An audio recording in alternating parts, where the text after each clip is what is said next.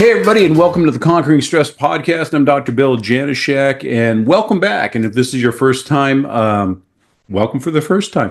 I hope you enjoy this. That's the intention. And if you get back out of here and you enjoy this, there's something on here that resonates with you. Click and subscribe. Share with your friends. The reason that we're doing this is to get some information out to the people that can use it, and just kind of grow our channel. For the longest time, the reason that this existed so that I could just have wonderful conversations and wonderful topics that I can have my patients and the community around here to go out and go a little bit deeper. I get the opportunity to really speak to some really good doctors and different professionals in health. And after a while, I'm like, well, I got to share this stuff. This is really cool. And they said, start a podcast. And I'm like, how do I do that? I don't know. So we've been doing this a couple of years, and I was not meant to compete with Joe Rogan, and just this year we're starting just to publicize this a little bit more because of the feedback that we're getting, and they said just need to do better and get that out there. So I'm going to ask for, if you enjoyed this, there's anything else, share it with your friends, subscribe, and we're going to try to get these out. And I'm always trying to make these so riveting and entertaining that that you can't help but share it, and getting some of the cutting edge education and information that's coming out, because the world's coming at us really quick. And in today's topic, it is a perfect example about how fast we've moved, and the way that things have kind of moved in other places at a snail's pace. So today I wanted to talk about an in-house talk that I've done. I do monthly talks for my patients in the communities. Most of them are just free of charge. Come on in, let's just share some stuff. And because this is the Conquering Stress, and stress, as you are going to constantly hear me talk about, it's physical, it's chemical, and it's emotional. The same thing, the same negative things of physical, chemical, and emotion, that we break it down, are causing stress. But if we take those same concepts over their physical, chemical, and emotional, and we put more good things into them over there, that's how we create health and wellness, longevity, youthfulness, and everything good. So we've got the good and we've got the bad, and it's just a matter of what we do with those tools. So when we're recording this today, this is February, and February is Valentine's Day. It's National Heart Month. Everything being kind of theme around the heart. And I thought, well, okay, I'll jump on the bandwagon, because I wasn't feeling too creative. And I said, okay, this is what we're going to do.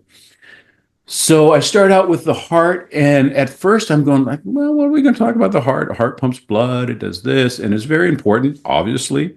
We know that it's the number one killer in the United States because we're not taking care of it. But why? And what else is going on? So I started digging in just a little bit deeper. And so I'm going to introduce you into the talk that I did in my office. And it is called The Magical Movements of Your Heart. And it was a pretty good talk. At first, I'll tell you the truth, I was like, yeah, let's see what's going on.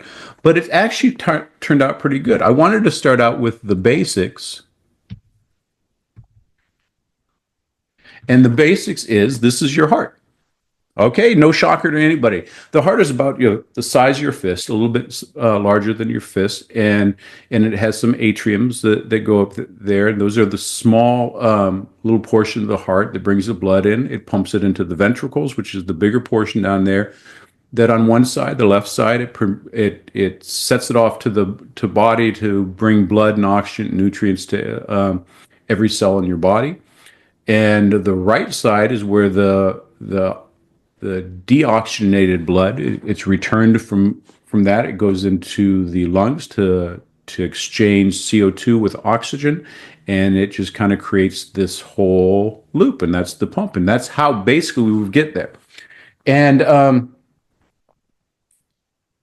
it's not rocket science. Most of us had heard this in second grade when we were starting looking about very basic anatomy, and usually that's where things stop. We also learned that the heart is, if you dig a little deeper, other than the heart as a pump, that it's the first organ outside of the nervous system that's developed in our body. It's that important that we've got to get it right away. It is from the embryonic mesoderm.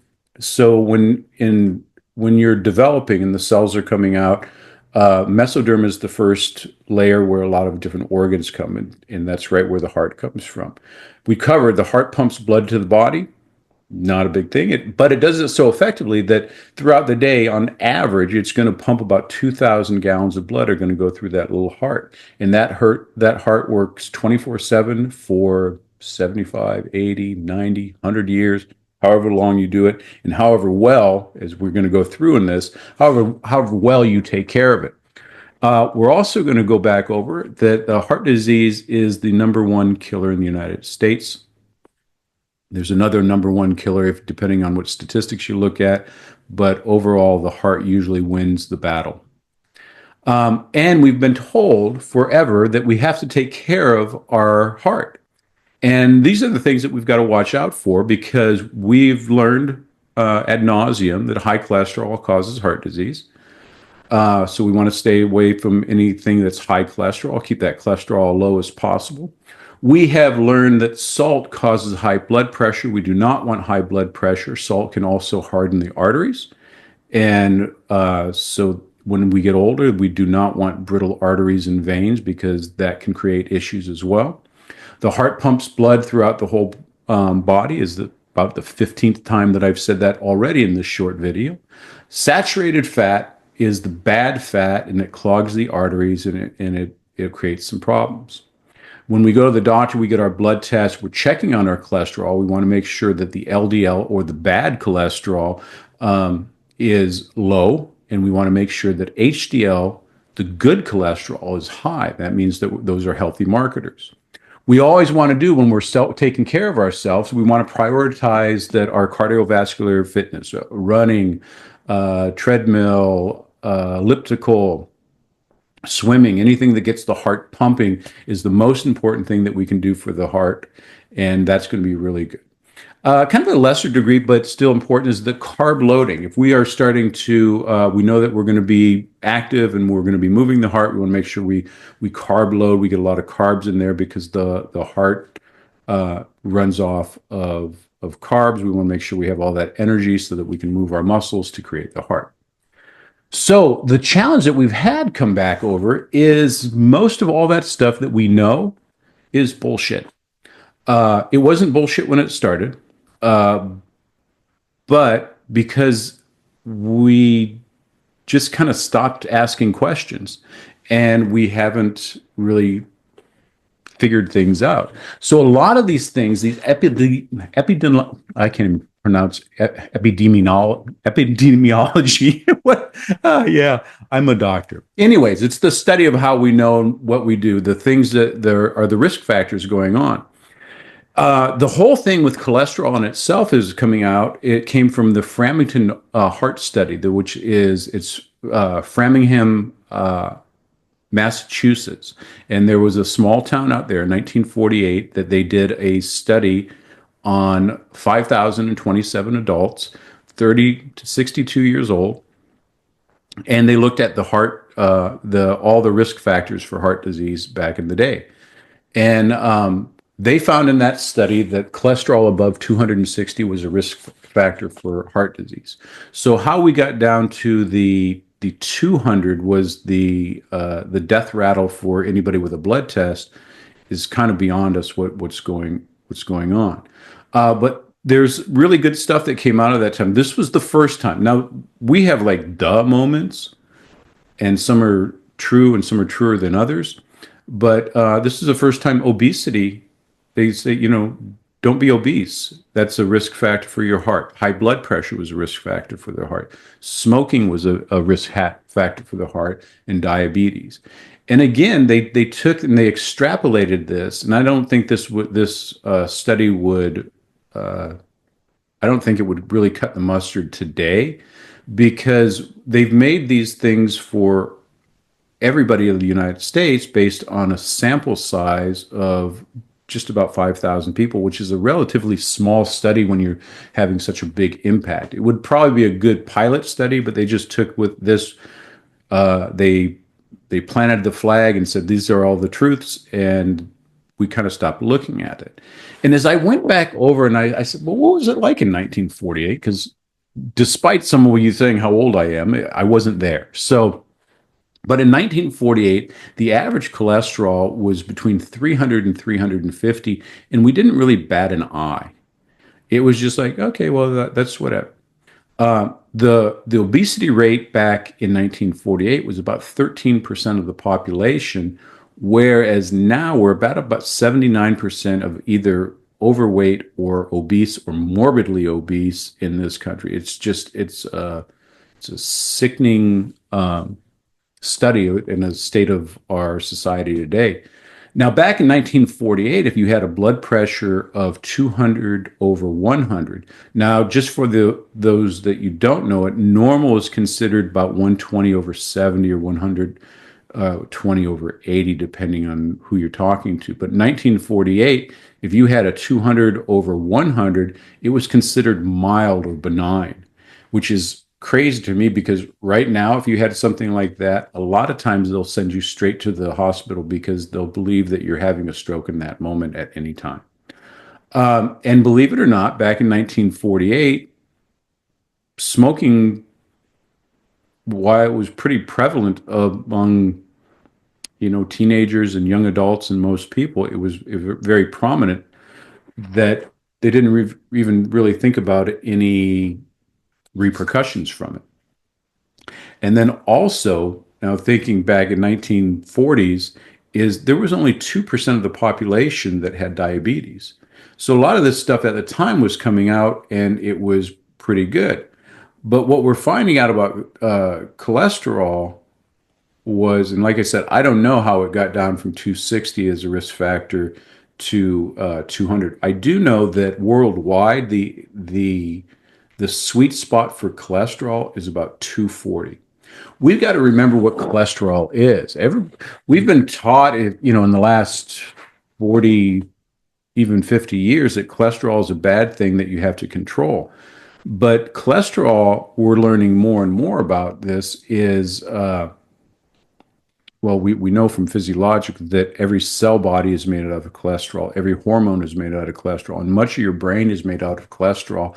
And 70% of everything that you need, or cholesterol that you made, is manufactured by your body for your body.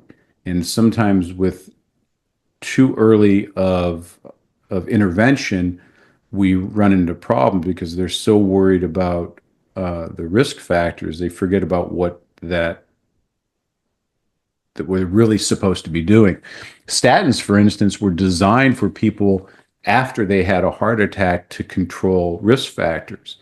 And the challenge that we have when there's a profit by the pharmaceutical industrial complex, for lack of a better word, well, if it's good over here, then we should just use it for preventive. And you can't, that's not how science works. And they still do that today. They say, well, if it's good to help people get over sickness, if they keep taking something, then it must be good for their wellness. And that is not true. Being not sick and being healthy are two different things, and you have to take them in two different ways. So this is just a little bit of history about what's going on. But you can look at the state of our being back in the day. Now, if you think in 1940, people worked outside. There was very little phones. There was, everybody was active. You did not sit around. We did not have Instacart, and we did not have Uber, and we did not walk, or just kind of ride everywhere. We were always moving over there. So we were using our bodies a little. It's why obesity was such a small percentage. There was no diabetes. And maybe that blood pressure back then was kind of normal for whatever reason, but it was just very interesting. So we got to take the good and bad, but cholesterol is not a bad thing, and it's not something that we have to control. We've also, where are we going over here? Going the wrong way. There we go. Salt. Now, salt is another thing that we've kind of run back. Right now, the recommendation for salt is 23 milligrams a day.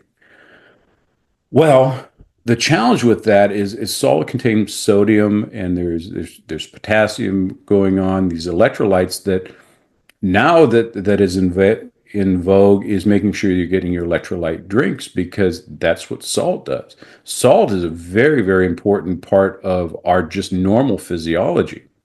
And the interesting thing that happens in here is that, and depending on your activity level and your intensity level, is a functional amount of salt is between 5 and 10 grams a day of getting that sodium. The sodium potassium pump is something that makes those cells talk to each other all the time. And by decreasing the amount of salt, we're decreasing the amount of electrical activity in between the cells. Now, the other thing that happens is that salt does not really raise blood pressure that much. It's in the studies that they've shown. And over here, I'm showing the book. This is a very interesting book by James Nicol. I can't even pronounce his name either, but Nicolatatano. He was a pharmacist and a researcher who wrote this book, and I encourage you to go pick this up and check it out, because he kind of digs in deep to where all this information came to him. Because back in the day, when we were cave people and we were hunting and we were fishing and the like, and we would find something to eat, and I'm talking about we make a big kill and everything. We used to drink the blood, very high in sodium. Blood is very salty and everything. We would eat the organ meats because we were looking for survival at the time, and we wanted the most bang for our bucks. The liver is full of vitamins. All the organ meats are really healthy to eat, and we would be getting 5 to 10 grams. And there's some like the Nordics and the Vikings that they hypothesize were getting up to 20 or 25 grams of salt a day, and just they were strong as oxes and moving around. The thing about the blood pressure was, in the book they talk about a one of the researchers that went over there kind of did it a little dirty, is that he knew that in some of the population, and it's between 3 and 5% of the population who are salt sensitive. That means that, yeah, it's true, maybe that they need 2,300 grams or less of salt a day because it really does have adverse effects. And that is true. But for the general population, most of the population, it didn't work.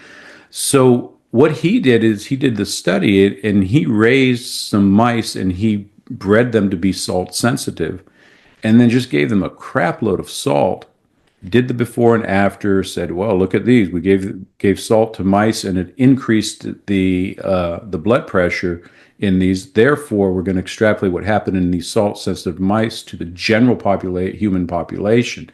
We cannot do that at all. And I'm going to tell you the truth is, according to this book over here, that the salt will raise your blood pressure about 0.01 point of millimeters of mercury.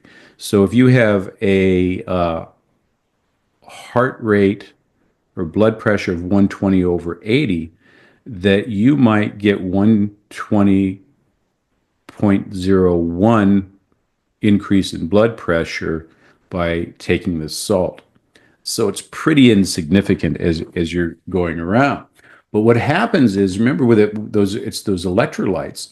And if you don't have enough salt, what you do is the peripheral, or all the little blood vessels that are going throughout your body, it increases the resistance that the blood can flow from the heart as it pumps all the way back down into the body. So by creating more resistance, it actually makes the heart beat harder, and it puts more pressure on the heart by having less salt in the people. So this is something that you want to work with. And like I said, they found early on that the way that this got into our lexicon is what the researcher came back over, and he was very adamant in lowering the salt. And he got a hold of, I believe it was LBJ as president, when they were trying to get the national recommendations. And the guy was a very good presenter. So he made a passionate and a feverish presentation, and sold the boss. And he said, let's put this into the guidelines. And I think it was 1968 that they decided that that time, I think it was 1,500 milligrams of salt a day. But it turned out to be a little bit more political than anything else. They never checked the science. They never went back over and just, soon later when this was found out and refuted, but like anything else, you get something into the government, it's really hard to get out. And what they found in a lot of these salt damming studies were that they were funded by uh, big sugar. So a lot of things that salt was getting the blame for was actually coming from sugar. So another reason that we we've got to watch out for what we do. But do you remember the food pyramid? For decades that we were preached about that.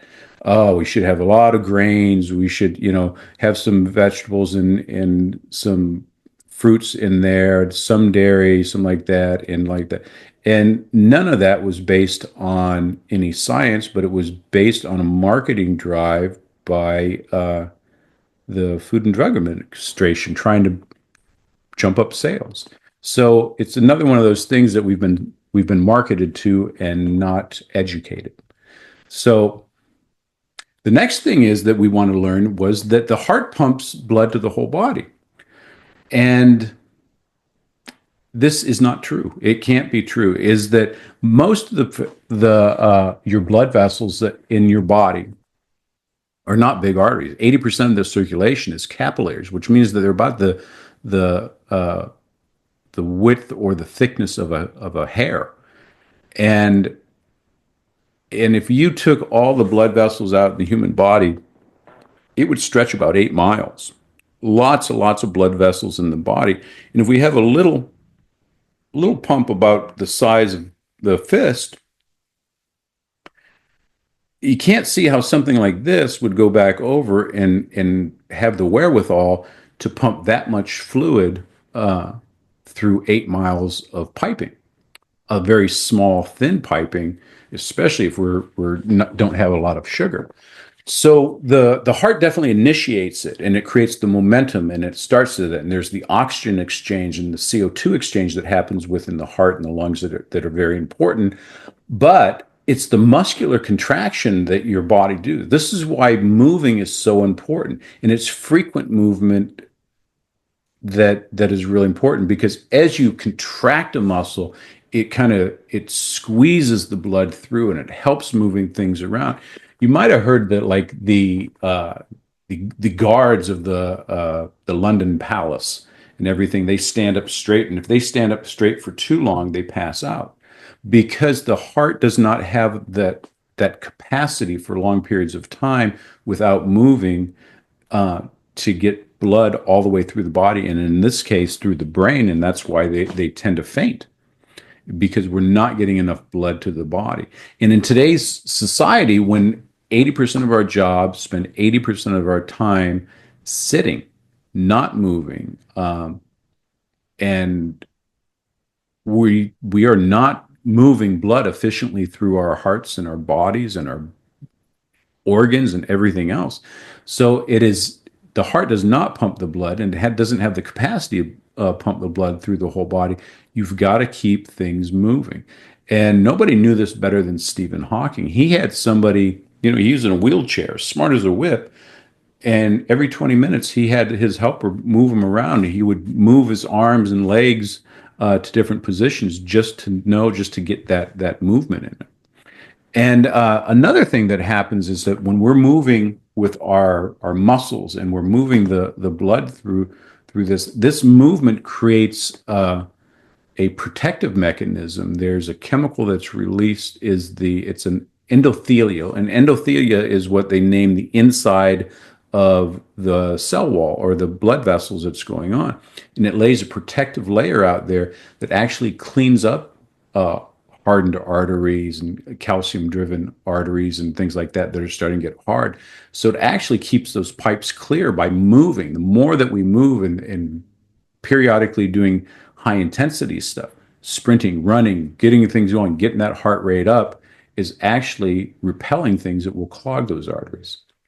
And this is a very important thing that we can do so that we know that the heart by itself, uh, everything in the body is a teamwork. And so we got to move our bodies and our limbs and our torsos and our heads and our feet. And the more muscles you can move, the more blood flow that you're going to have, the more oxygen that gets through the body, the better that you feel. Now, we also get back down over to the saturated fat causes heart disease, especially in the 70s when we were coming back. It was that fat causes fat. Let's go high carb, low fat diet. And as you can look at statistically going out, that is exactly when the obesity epidemic happened in this country, being the United States, is that we were blaming saturated fat for something that carbs did. And again, it's the sugar. Sugar is really the evil. Out on the outside, it looks sweet as pie, but on the inside, it's really causing wreaking havoc. Fat is actually the preferred source of fuel for the heart. Saturated fat, when you look at your macros, and your macros are your fats, your proteins, and your carbohydrates. We have three of them going on. Uh, Carbohydrates are the only one that are non-essential. If you never had another carb in your life, you would be fine. You would be keto adapted, and that's where the ketogenic diet comes from, because it works on the brain. Uh, Carbohydrates and proteins have 4 calories per gram of fat and carbohydrate, where fat and saturated fat especially has 9 calories of energy. And calories are not, again, because of, people are overweight, they're going, well, we got to watch our calories. And somehow calories have been vilified. And that's not fair, because the fats are very efficient. And back again, when we were hunting and we were working for a living, we're doing like this, the reason that we would look for big game is because they were full of nutrients, they were full of energy, and they were full of fat. And that was really good for us as we got in. This is why there was always celebration when there was a big kill, because it would satisfy large amount of people, and the saturated fat was really good. The heart likes this stuff over there because the heart wants that constant movement. If you think of an energy source, proteins don't burn very well as well. They burn like steel. You can melt steel and you can make this stuff and you convert it into energy, but it's very hard and it takes a lot of energy. Carbohydrates are very quick. They're like kindling. And kindling goes up really quick and it burns and it's gone. It burns and it's gone. This is why some athletes, and when we have carbs, they use carbohydrates as to get yourself going. And fat is like a log. And it just kind of, once it starts going, it burns slow and a long time. That's just like the heart does. The heart is constantly moving, again, 24/7 for your whole life, and it wants that constant movement. The other thing that happens is in the presence of fat, and especially saturated fat, we want to, this is where vitamins, and these are fat soluble vitamins, which means that they have to be in the presence of fat to be absorbed. That's vitamin A, vitamin D, which is very famous, vitamin E, and vitamin K. A, they know this is good for the eyes, and that's very famous over there. But vitamin D, because again, there's such a pandemic of vitamin D deficiency, because we all hide inside, hiding from the sun and not getting out and exercising. And vitamin D is not actually a vitamin; it's a pre-hormone, and it has just thousands of uses in the body, but it has to be absorbed in fat. And this is really important for so many things. We could talk a whole, a weekend on the importance of vitamin D alone, but you can't absorb vitamin D if you don't get enough fat in your diet. And vitamin E is a great antioxidant, and it's vital in so many processes of the body, making sure that everything works right. So since this is heart and stuff, we come to vitamin K. And vitamin K, there's vitamin K1 that is a clotting factor, make sure the blood is able to clot. There's vitamin K2, which is also cardioprotective because vitamin K2 is the guy that regulates where calcium goes. So we talked about that salt got blamed and saturated fat got blamed for hardening arteries as you get longer. And that's usually a vitamin K2 deficiency. And the best sources of that actually come from fermented fish. Smells terrible, tastes terrible, but it's really good. But there's lots of different versions of that. But vitamin K2 acts as a kind of like a traffic cop. So when calcium comes in, it kind of is going to tell it to go back over into the bone for storage until we need it for muscle contraction and some other things. If it finds out there's some calcium built up into the arteries and stuff like that, it'll go over and tap them on the shoulder and say, you need to get out of here, get out of the arteries, you don't belong here, and get back into the bone where you belong. So the challenge that we have with this is a lot of time the medications for osteoporosis will blunt this activity, and they don't have free flowing calcium. They stick it in the bone and they hoard it so that next time they do a bone density study, that the bone density is looks good, so they think they did a good job, but calcium can't get out. For calcium's important for moving muscle. The heart is a muscle, so that's why we watch out for a lot of side effects. So just ask your doctor if he's wanting to put you on Fosamax or anything of those types of drugs. Ask him about the other concerns to make sure that it's right for you. But again, we've been fighting the big fight about saturated fat causes heart disease. And it was in 2020, finally in 2020, the Journal of American College of Cardiology says it's no longer associating saturated fat and heart disease. So they finally said, yeah, we give up. We need to get that up. But make sure that you're still hearing this from the doctor, because even though they finally come out and say it, once something gets in, just like when salt gets into the national highlight, and we've been talking about for decades about lowering your salt, no saturated fat, it becomes a mantra, and we forget about how important that is. So the next thing it is, was still related to cholesterol, but is to learning that LDL equals bad cholesterol and HDL equals good cholesterol. And couldn't be further from the truth. Cholesterol makes up, like I said, every cell, hormone, and a large portion of the brain. Very, very important. You do not want to have this, you do not want to have too little cholesterol in your body. A lot of side effects of people that are taking statins, again, designed for people after their first heart attack, is they get muscle aches and they get brain fog, and it's because they're not using the cholesterol that they have. They're blocking the cholesterol from normal activities. And it's just not cool. And then vilifying the LDL and edifying the HDL, and they're not. They're two different things. And the first thing that I want to bring up over and talk to you about is cholesterol actually is an anti-inflammatory mediator.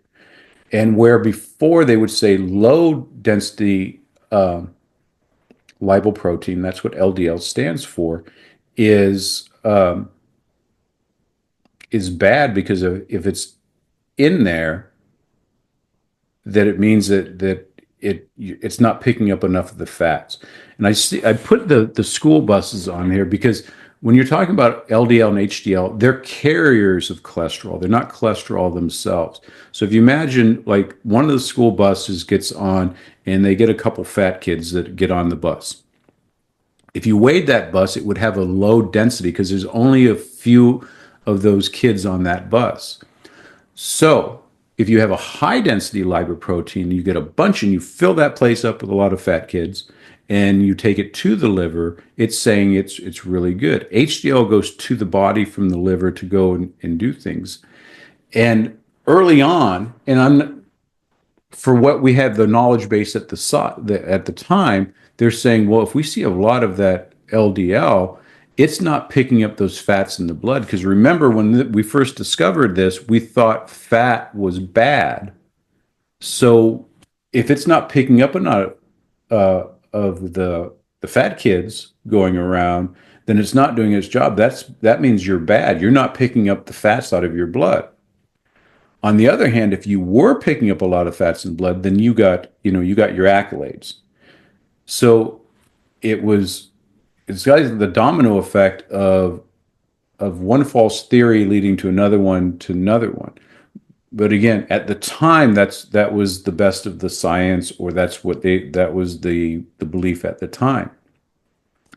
But what we've learned before, like I said, have you ever heard that cholesterol has anti-inflammatory processes? No, you haven't. What you've heard was cholesterol clogs arteries. Well, cholesterol is at the site of the injury. If you have high homocysteine levels, and homocysteine's it's a particle in the blood, but it's very sharp. So if it's moving a lot over there and it scrapes that blood vessel, it creates a little injury. So just like if you skinned your elbow or something, then you would need it to scab over. Well, LDL hears about this bad thing, and then the body, being smart as it is, sends the cholesterol over to the scene, and it says, well, we better patch this bad boy up.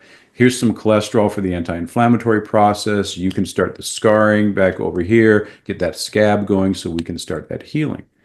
Well, if somebody has a lot of that homocysteine or high blood pressure, or you're in a bad position, you have problems with the arteries, you're not going to get just one of these incidences. It's not just like it happened once. Usually, it's a condition that your body has going. So the cholesterol keeps going to all these scenes of the crime, like ambulances going to car accidents. Well, you don't drive by a car accident. So every time I see an accident, there's an ambulance there. Ambulances cause accidents. That's no more true than rats cause dumps. But that was the believing at the time. So we've got to look at the difference of, if you have high LDL and if you have low HDL, you have to look at the context of what's going on with these things. So the next thing that we had is, we always want to prioritize cardio for health. The more running that we do, the better our heart's going to be. And this is not untrue. You want to move. Like I said, exercise is going to be great for the heart and everything else, but it's not great by itself. Every week you want to have about 150 of zone 2. And zone 2 movement is going to be with is rather than checking your heart rate, you want to go by your talking. You should be able to talk or carry on a conversation breathing. Yeah, that was really good. I can get back over here. Hey, let's get over to the red car, and then we can so your heart rate's up. It's at a consistent low grade thing. You're not sprinting. You're definitely not walking. And your heart rate's up, and your oxygen is being used to moving your body. This is zone 2. And when you're doing zone 2, like I said, it can be a 20-minute walk a day, and that'll get you to just about 150 a week, and that's perfect. It can be relaxing, can be moving. Yeah, you're going to loosen up the joints, getting that blood going all over the place, and it's going to be great. One of the things that you want to do as well is, you want to get back over and you want to do some resistance training. We already talked about that the heart can't by itself pump the blood efficiently through your whole body. It's just not a strong enough pump to do that. So you want that good, deep muscular contraction in different planes. If you run all the time, and there's nothing wrong with people that like running, It's not my favorite. I'll do it, but it's not my favorite. But if you're doing the same exercise all the time, you get really good at one thing, one movement pattern. In life, we don't do that. When we were running around, we were doing it. We would climb trees and we'd throw rocks and we would tumble and we would do somersaults and we would run through bushes and hop over streams and we would do all these other things. That is much different, and that brings in a lot different muscle firing patterns and muscle activity than going to the gym and doing 20 minutes on the same elliptical machine every time because it's easier and get everything else. Or even if you're just doing back and buys, chest and tries, legs and abs in a repetitive motion, you need to shake things up to get as many muscles and as many muscle stimuluses as you can, because that builds up a whole good body, keeping that heart clean. Now, you should go back over, and for your heart, you should visit your maximum heart rate at least once a week. You should touch it. And we want to do your high intensity exercise. And this is much, much different than zone two, where you could breathe and you can carry on a conversation, you can keep things going. Now, when you're really up there, you're doing high intensity exercise, you can't talk. You hardly breathe, and it sucks too. I'll tell you right now. It sucks because you can't catch your breath. You feel it. You're just a step behind. The muscles are they're hurting, and you're squeezing every bit of energy out of there. You feel the burning in the legs or the thighs or the arms or whatever you're doing. Keep that up. You only need 12 minutes in that zone a week. So you do 4 exercises of 3 minutes in that type of exercise. You do 3 times a week, 4 minutes over there. And I'll tell you the truth. The thing that you're doing, those 3 or 4 minutes, rather than just saying, "Oh yeah, that's nothing. I can do that." No, this is when you're in the suck, and it's the longest 3 to 4 minutes that you'll have in your life. But you stay in that road and touch your heart rate. You're going, ah.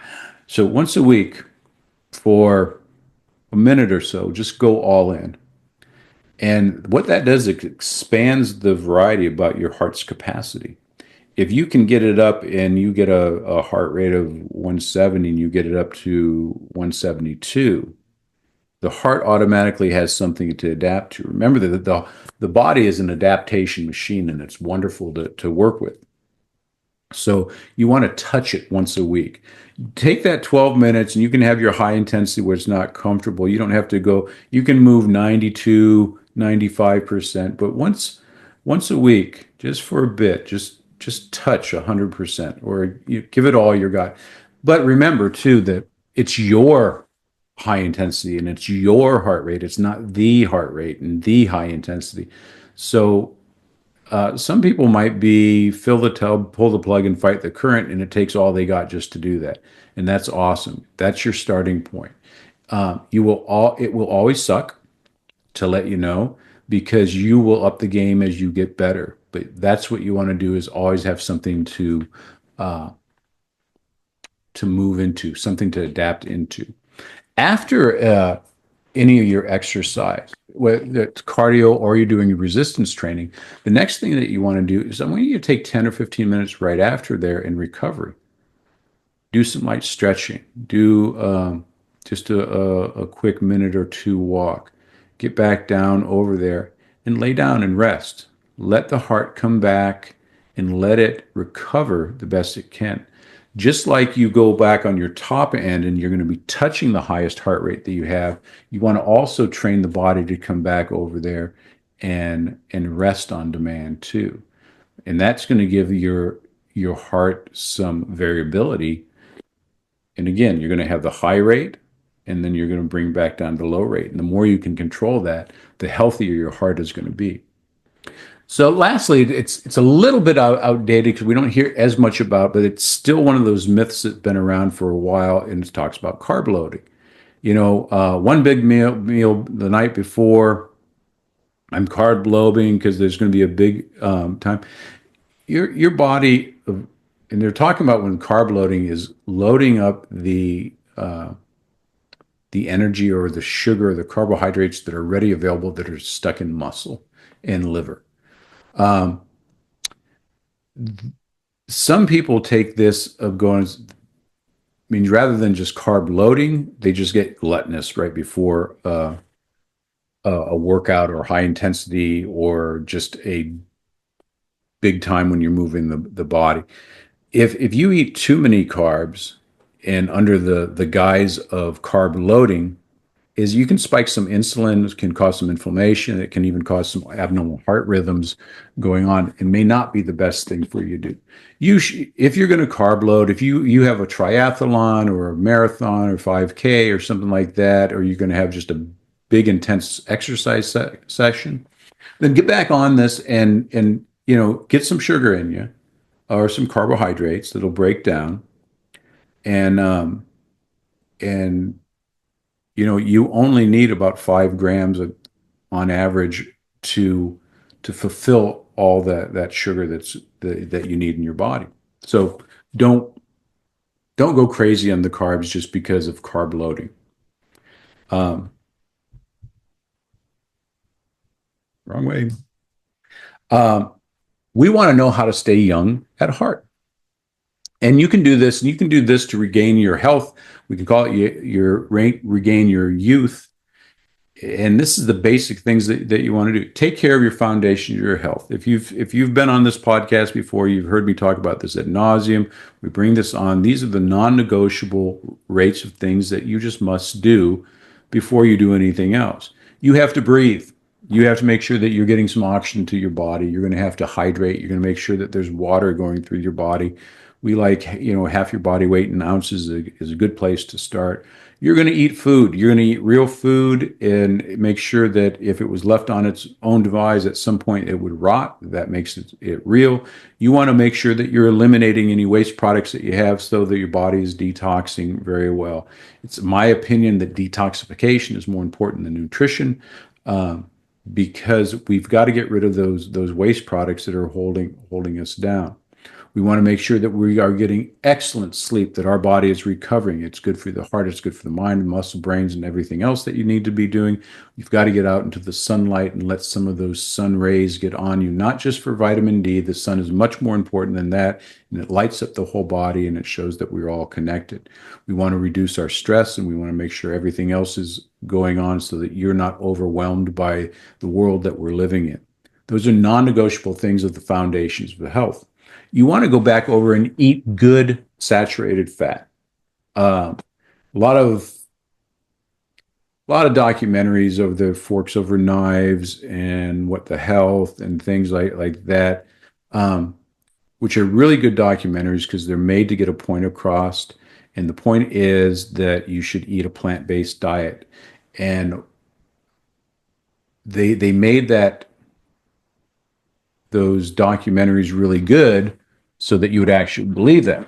And the problem that they have is that they placed that plants and grains and everything were, if you just eat those because those are healthy and those come from the earth and that's all they can, and they compared it to what most people eat, which is farm raised, grain induced animal fat, which I agree is very unhealthy for you. So you want to eat some good saturated fat from animal-based proteins that are grass-fed, grass-finished, in the wild, something like that. Best things that you can do for you. You want to make sure that you're getting that 150 minutes of zone 2, 75 minutes of resistance training to build your muscle. Within that weight training, or either one, your weight training or your cardio sessions, you want to get that heart rate up there so that you can get that high intensity in for 12 minutes a day. And then you want to increase your heart rate variability. There's 3 things that are great indicators of the longevity that you're going to have. And one is the increase of your heart rate variability. I'll go into this a little bit more later on, but your heart rate variability is how adaptable your heart is into different situations. And it's exactly why I said you want to have a high end over there, touch your maximum heart rate and recover really soon. That makes your heart a little bit more flexible. We'll talk a little bit more of that in a second. For youth and longevity, you want to make sure that you have a good, strong thigh circumference. This is an indication of overall muscle mass that you have in your body. Muscle mass, as we get more mature in life, is one of the things that is going to show you how youthful that you stay. Because as we get more mature, after the age of 40, really, we start losing muscle mass if we don't hang on to it. And that's called sarcopenia. And we don't like that because that just makes you, when you're overall weaker, it's just more taxing on the body. More energy it takes to do just basic things. And the last thing is going to be grip strength. How fast, how hard can you squeeze? And it talks about little eccentric muscles of your body and how well you can move around. So all you need to know is just make sure that you have good heart rate variability, good muscles around all over your body, but you can measure your thigh and how strong is your grip and just maintain what's going on there.